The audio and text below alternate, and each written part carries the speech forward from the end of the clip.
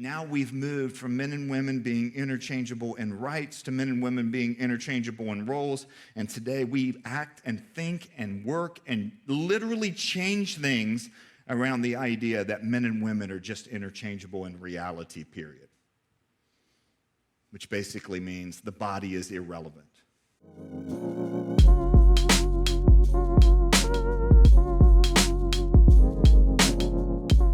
Welcome back to the Maven Parent Podcast. This week on the podcast, we are featuring one of the talks from our recent Maven Texas conference down at Frisco Bible Church just a few weeks ago. And we had an incredible weekend down there. And we wanted to give you a sneak peek in case you missed the conference into what we cover and talk about and equip you with and encourage you in when you come to a Maven conference. So we have a couple more conferences coming up in 2024. One is in California. That's coming up next. That's in February 23rd and 24th. That's our California conference. And then we're going to have another conference down in Texas in 2024, September 6th and 7th. So if you aren't on our email list, go to maventruth.com. Scroll down to the very bottom and you can sign up for our email list, which we send you resources and all kinds of things, but also we keep you up to date when we start selling tickets to our conferences and where they're going to be and the dates and all of that. So make sure you're on our email list if you aren't already. So without further ado, here is our talk over the cultural challenge of sexuality by John Stonestreet, who's the president of the Colson Center. He also is the co-author of A Practical Guide to Culture and A Student Guide to Culture with Brett. And he's a good friend and one that we knew would be great to tackle this important cultural challenge of sexuality. Why am I talking about plausibility? Why am I talking about how the sexual revolution has made things that aren't normal? Why am I talking about how the sexual revolution has so thoroughly changed our minds about the nature of reality and the nature of what it means to be human? And it has to do with we need to know the context in which we're doing it, right? We need to know the context in which we're raising our children. We need to know the context, what's shaping their minds. They're not just shaped by their own independent thinking and their own sin nature. They're shaped by cultural forces. If all you do as a parent is sprinkle Christian morality in a cultural moment that has changed our understanding of cosmology and anthropology, it ain't going to be enough. I kind of look at the history of sex education in the church in kind of 3 chapters. The first chapter was the fear. This was when I was raised. The fear generation, right? The social norms were changing. We have the 60s. You can blame it all on Woodstock. And that's when kids started wanting to have sex. Not before then, just then. And so the church responded with a good bit of fear, right? Don't you have sex before you're married or you'll get a disease. Or you'll get pregnant. Look, that was somewhat effective because this was the age of sexually transmitted diseases. This was HIV. I remember where I was standing as an 11th grader hearing that Magic Johnson had contracted HIV. I mean, it scared us straight for like 6 weeks. I don't know if you noticed, but Magic Johnson didn't die of AIDS. I don't know if you noticed, but sexually transmitted diseases now are being not cured but mitigated. Because we have a scientific enterprise that's also been shifted, get this, by the cosmological shift.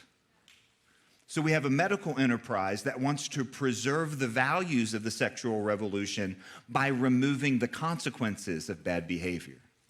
So it's not, the fear approach didn't work. Not to mention, sometimes we talked about little babies as if they were like syphilis, and that was a bad thing to put pregnancy and STDs together. And then we went to a different approach. The different approach, and I'm using generalizations here in the history of sex education, was what my friend Gina calls the princess theology approach.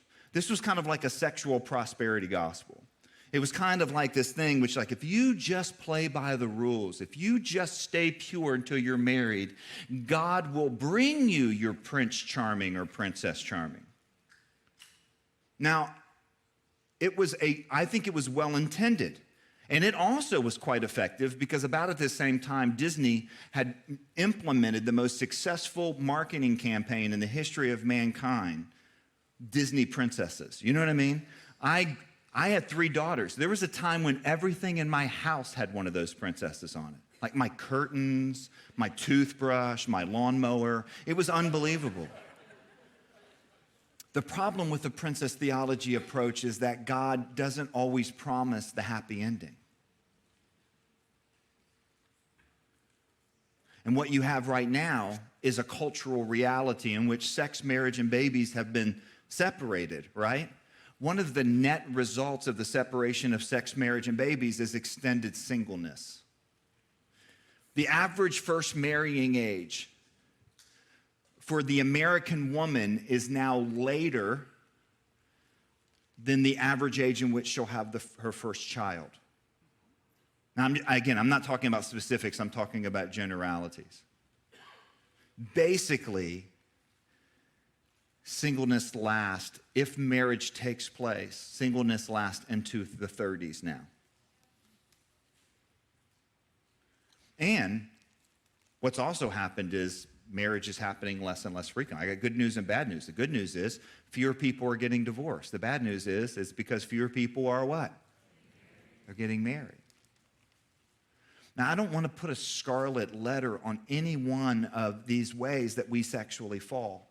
What I'm helping us realize is that we kind of promised something to our kids that didn't meet out, and that the math is getting harder and harder and harder. When I first started working with students, we'd sit around and think about, man, these kids are 16 and 17 years old. How are we going to help them stay pure for another 3 or 4 years until they can get married?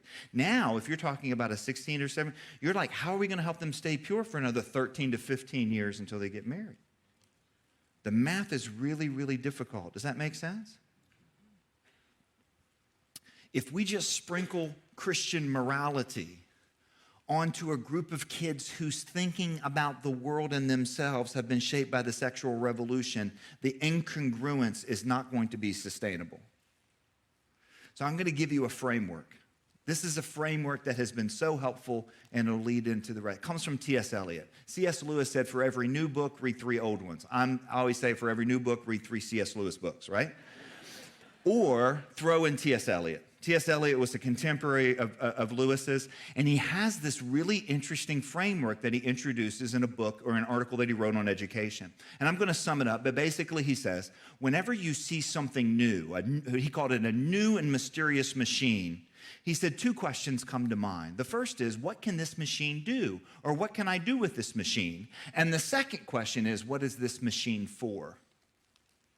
And he says, he basically asked his readers, which of those 2 questions needs to come first? What can I do with this, or what is this thing for? Yeah, imagine I came across a laptop computer. I've never seen a laptop before, and I'm like, well, what can this machine do? It opens and closes. I can have a puppet show.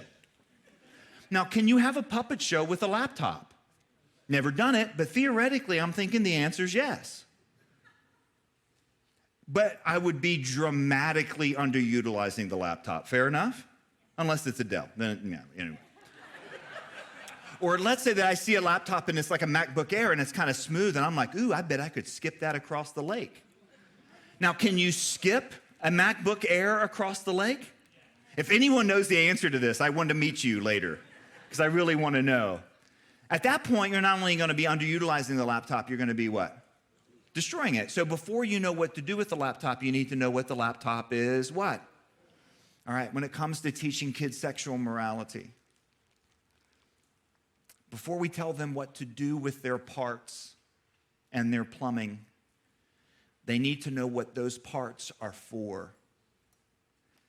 This is especially vital in a culture that has thoroughly separated the realities of the physical body from the emotional feelings of the heart.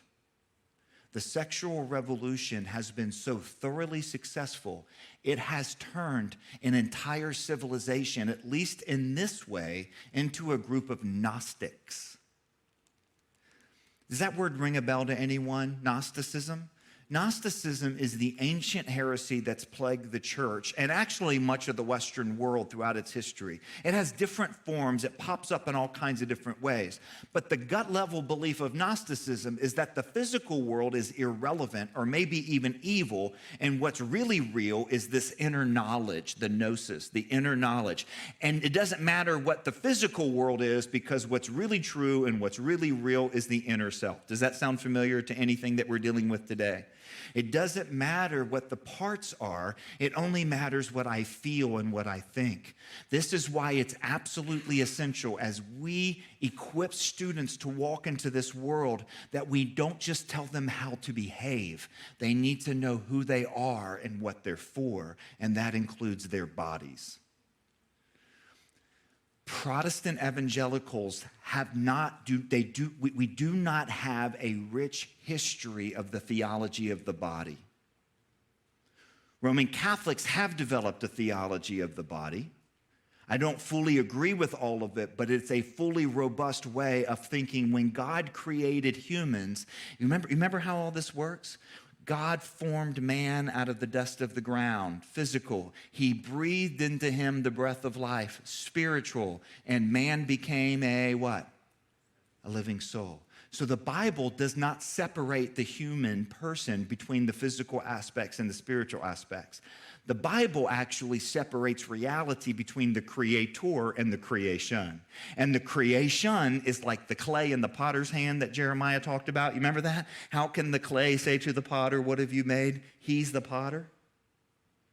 So we have an entire system of a way of thinking about life and the world and issues in which we treat the physical world as if it's subservient to inner desires. And of course, the ultimate expression of that right now is the issue of what? Gender.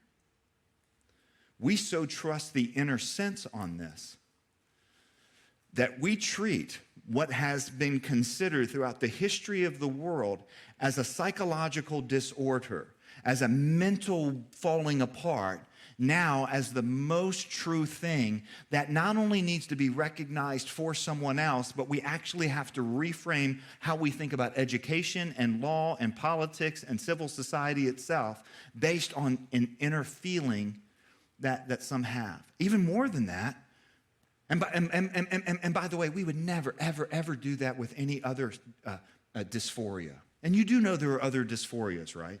Gender dysphoria, in which someone's mind doesn't match the reality of their body, is not the only kind of dysphoria. There are other conditions in which the mind and the body aren't in alignment. The most obvious one, or the most common one, are eating disorders, in which someone says, "I think I'm overweight." And then they go on this bad set of habits in terms of eating, because when they look in the mirror, what they see is not the reality on the ground. Can you imagine any sort of doctor being allowed to continue to practice if a young 14-year-old girl came into his practice and said, "Doc, I'm fat," when in fact she's actually 80 pounds, and he said, "You know, you're right, let's get you diet pills, and let's start chemically changing you, and you know what, we could do liposuction, we could do surgical intervention." Can you imagine what would happen to that doctor? How is it any different?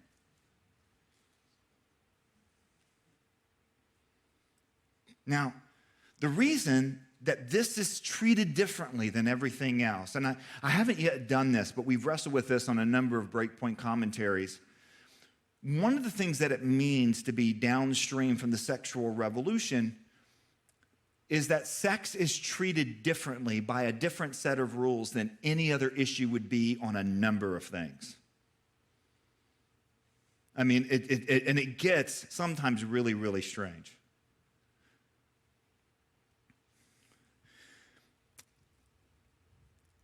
And that is rooted in the fact that we have basically disassociated any sort of created design to the human person, to the sexual act, to procreation, and to the relationships that actually protect the products of procreation, children.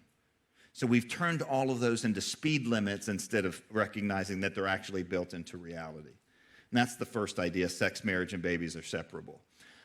Let me now give you the second one, which is at the root in many ways of the gender issue. And it goes back several decades, just like the first idea. If the first idea that changed our plausibility, or how the plausibility structures of the modern world were the separation of sex, marriage, and babies, the second one is this. Sex, marriage, and babies are separable. The second one is men and women are interchangeable. Men and women are interchangeable. You know, there's a brilliant truth that is revealed in Holy Scripture in the description of how Adam was given Eve by God. Several years ago, and this is actually before the Obergefell decision in which the U.S. Supreme Court mandated same-sex marriage on the United States, a friend of mine, Sean McDowell, some of you know Sean, and I wrote a book on same-sex marriage. We thought it was inevitable. We thought it was coming. We turned out, to be right, and we tried to help Christians get ready for it. And sometimes people are like, why'd you write a book on same-sex marriage? And I'm like, I was hoping to make some friends. And I remember hitting writer's block more than a few times, and then having these kind of breakthroughs in really the strangest times. One of them, I was in a hotel, I had writer's block, I couldn't move forward, and so I decided to flip through the television, which was a really bad idea. And I came across a movie from the golden age of cinema, the 80s. And it was the movie Gremlins. Do you guys remember the movie Gremlins? All right. So the movie Gremlins is about, the dad brings home a Christmas present, which is the Mogwai, this little creature thing, to his son. And it has 3 rules. You remember the 3 rules? Number 1, stay away from bright lights. It doesn't like bright lights, right? Number 2, don't feed it after midnight, right? Because if you feed it after midnight, they become gremlins. Spoiler alert, that's what happens. And number 3, don't what? Don't get it wet. Why? Because it'll multiply. And I remember writing this whole book on marriage and the relationship between sex and marriage and sitting there going, God's really kind. Because he could have had us procreate like Mogwai. Right? This is the dumbest illustration you were here this weekend, or your money back. It could have been that way.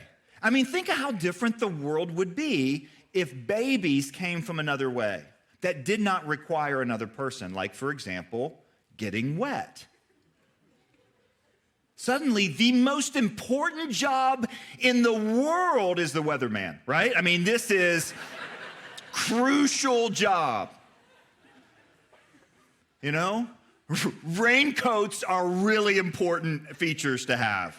You never would leave home without your umbrella, right? When you actually go back to the text of Genesis 2 and you realize what's happening there, you realize just how kind God was to create male and female as part of the image of God. The difference between male and female is not just a difference of roles, that men should do this and women should do this. It's not just a difference of power dynamics. The difference between men and women is something God put into us in order to allow us to accomplish what he created us to do in the first place. I don't know if you remember how the flow goes, but Genesis 1, at the end of every creation day, God looks at all that he has made and he says, it is what? Good. It is good. Goes all the way to the creation of Adam in day 6, and then suddenly it is what? Very good. So after Genesis 1, hearing, it's good, it's good, it's good, it's good, it's good, it's very good, you jump to Genesis 2, and the first thing you hear is something's not good. And it's not, this is before sin. This is before the fall. Something is not good. What's not good is that man is what? Alone. Now here's the problem, and this is why we have to get back to a robust theory, a theology of the body and a theology of creation, because almost all of us have heard that and said, we need a companion. That's not what the text says. It does not say it's not good that Adam is lonely. I will make him someone to meet his deepest emotional needs. That vision of Genesis 2 comes from a culture that has separated the body from the emotions when it comes to how we think about who we are. Adam, by the way, wasn't lonely. He was walking with God. He was doing well.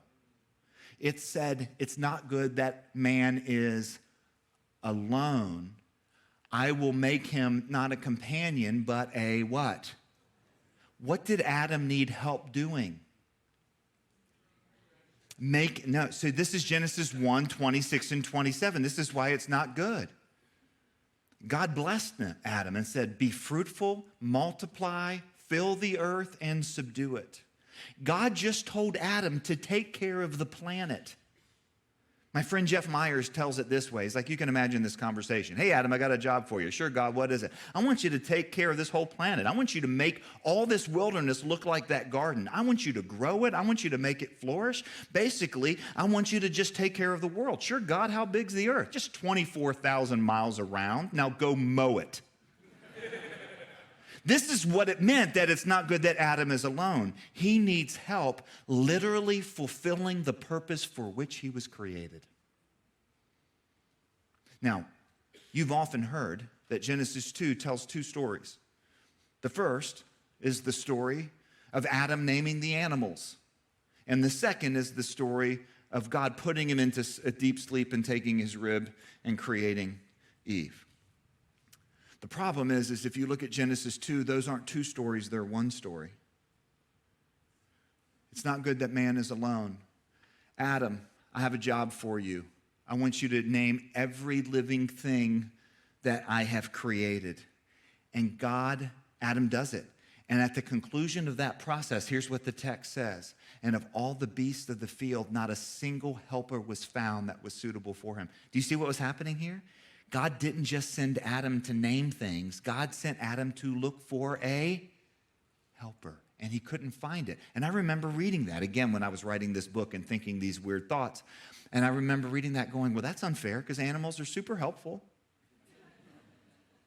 No, really. I mean, they give us clothes, they pull our plows, they give us tasty bacon. Animals are awesome. But Adam didn't just need a helper. He needed what kind of a helper? Ready? Another Adam wouldn't have been a suitable helper for Adam. Another Eve would not have been a suitable helper for Eve. And so God puts him to sleep and gives him the helper he couldn't find.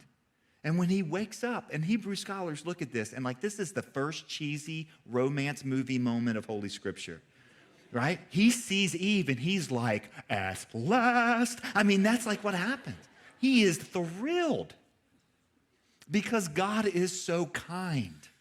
And that's what I thought when I watched Gremlins again. It's like not only did God do it this way, he did it in such a kind, life-giving way. And what you actually see here in Adam's word, at last, bone of my bone and flesh of my flesh, what Adam realizes is sameness and difference, sameness and difference. The physical, spiritual, metaphysical, all the other ills, reality of the difference between men and women are created sameness and difference. But the lie of the sexual revolution was to merge male and female as if they are replaceable, as if they're interchangeable. Now, there's a history to this. It starts in first wave feminism, in which women stood up and said, you know what? Men are keeping us out of certain roles, and because of certain rights, we don't have certain rights as full citizens, and this is especially vulnerable for wives who had children, and they didn't have rights to do this. And so first wave feminism was about making men and women interchangeable in rights. And that was a good, noble cause because all humans are made in the image and likeness of God. And God created them in his image. Interestingly enough, Genesis 1:27, before we know Eve's name, we know that she's made in the image of God. And so the interchangeability in rights was a good step. But soon the interchangeability of men and women in rights morphed into the interchangeability of men and women in roles. And that was a mixed bag. This happened out of second wave feminism, when feminism was hijacked by the sexual revolution. Now, there were certain roles in society that women couldn't participate in, and it made no sense other than traditional stuff, and so these rights, this movement changed that. But there are other roles that are based in reality. Does that make sense? There are other roles in which you start saying, well, women can do that and men can do that, and suddenly you're pretending like that difference that God created isn't actually there. And of course, we've seen where this has taken us to today. A world that has been so shaped by separating the body from the self and elevating our sense of self. And what I mean by that is elevating our inner self-expression to the highest good. Now we've moved from men and women being interchangeable in rights to men and women being interchangeable in roles. And today we act and think and work and literally change things around the idea that men and women are just interchangeable in reality, period. Which basically means the body is irrelevant. This has so many different forms. It started with the push. It didn't start with this, but a big example was the push to legalize same-sex marriage. Same-sex marriage wasn't legalized because we had a big cultural debate. It was legalized because a meme was really successful. It was an equal sign. You remember that meme that was everywhere on Facebook? And this slogan, love is love. In other words, it doesn't matter if the partners in love are male and female, they're interchangeable. Love is love. What matters in love is sincerity. What matters in love is affection and passion. That's what matters. It doesn't matter. By the way, is love love? Love is only a valid statement if we assume that our bodies are irrelevant. I'll give it to you in another example. If every single person on the planet lived in a loving, committed, monogamous, affectionate, heterosexual relationship, would our world have a future? If every single person lived in a loving, committed, monogamous, loyal, passionate, homosexual relationship, would the world have a future? The fact that two men cannot procreate and two women cannot procreate is not it's not a matter of injustice. It's a point of reality. This is why I go back. Before we tell kids how to behave, we need to tell them what they're for. When you talk about masculinity and femininity with your kids, when you talk to your young men about what it means to be a man and your young women about what it means to be a woman, don't get hung up and focus the entire discussion on roles. Roles are expressions of reality. Talk about the reality of men and women. Talk about God's good design. Talk about the body. This is especially true for young women. What you have to convince young women of today is that their bodies are not a problem to be solved. Young women are taught that their fertility is their enemy, as opposed to their good gift.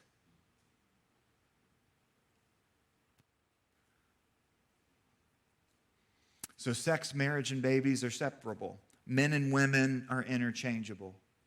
And then the third idea, the third thing that shifted plausibility pretty dramatically.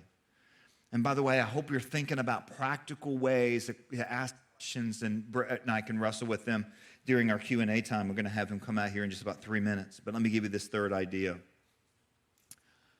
Our dignity is in our autonomy. Let me say that again. Our dignity comes from autonomy. Anybody know what the word autonomy means? Might say it out loud. What's autonomy? Self-rule. In other words, doing whatever I want. The idea of autonomy has become the center of the debate about abortion. The idea about autonomy is at the center of the debate on sexual behavior and on gender identification and all kinds of other things. And the reason is because autonomy, sorry, I'm blanking in and out. Do you guys know what's happening here? Can you guys hear me okay? Okay. The problem with having the conversation about autonomy is that it's brand new. The reason we're having that conversation is because Christianity gave the world the concept of human dignity. We still want dignity, but not the Christianity that gave it to us. Did you realize, by the way, that dignity came from Christianity? What I mean by that is the idea of dignity. You remember what the founders wrote, right? We hold these truths to be what? Self-evident that all men are created equal. Take a minute. This was an idea. It was an idea that was remarkable. It was an idea that wasn't even the reality on the ground. It wasn't the reality that people were being treated equal, particularly people of particular races. But think about the idea itself, that it's self-evident that we're all equal. Look around the room. Look around. Look at each other. Smile, be polite, look around. Is it self-evident that we're equal? Look again, seriously. Is the first thing you think of when you look around the room is like, we're all alike? No, the first thing you think of is, look, if it's self-evident that all have that sort of equality and therefore the dignity that the Declaration kind of out, it can't be based on inequalities we share on the outside, because I don't know if you noticed when you were looking around, we don't share inequality on the outside. Some of us are taller than others. Some of us have different skin color than others. Some of us have different heights. Some of you are old. Some of us are young. Right? In other words, it has to be based on something we share on the what? Inside. It has to be intrinsic, not extrinsic. Look, you can go through whatever philosophical system you want. There's only one that offered a ground, solid ground, for an intrinsically shared humanity. It was the Judeo-Christian description of the human being, that God created everyone in his what? This is actually something that we are. It's not something that we do. It's not something that we acquire. It's someone that we all are, made in the image of God. That's why Friedrich Nietzsche would write about dignity. And he thought it was dumb. He thought it was stupid because some people were stronger than others and the strong should win. But he also realized that the idea of dignity owed itself to Christianity. By the way, I don't know if you noticed, but a world with human dignity is better than a world without human dignity, right? We may not all be living up to it, but it's better that we're all shooting at it than not shooting at it. Make sense? So what happened is we actually divorced ourselves from our roots. I think Os Guinness talks about us being, sawing off the branch that we're sitting on. So we still want dignity because it's great, but what are we going to tether dignity to? We're going to tether dignity to autonomy, particularly sexual autonomy. The willingness to actually make our own law when it comes to our sexual behavior and our sexual identity. And if someone gets in the way of that autonomy, then they are violating my dignity and therefore my right. By the way, I don't know if you knew this, but in the pro-life debate, there's really not much of a question that what we're dealing with when we're dealing with whatever that is inside a pregnant woman's belly, there's no longer any debate. We know it's a human. Everybody admits that. All the embryology textbooks admit it. The former president of NARAL admits that it's a life, and then she goes on to say, yeah, of course it's a life. We need to stop saying it's not a life. It's a life, but it's a life worth sacrificing. Does that sound horrific to anybody? Yeah, how can she say that? Because what that baby is an affront to someone's what? Autonomy, and therefore an affront to their...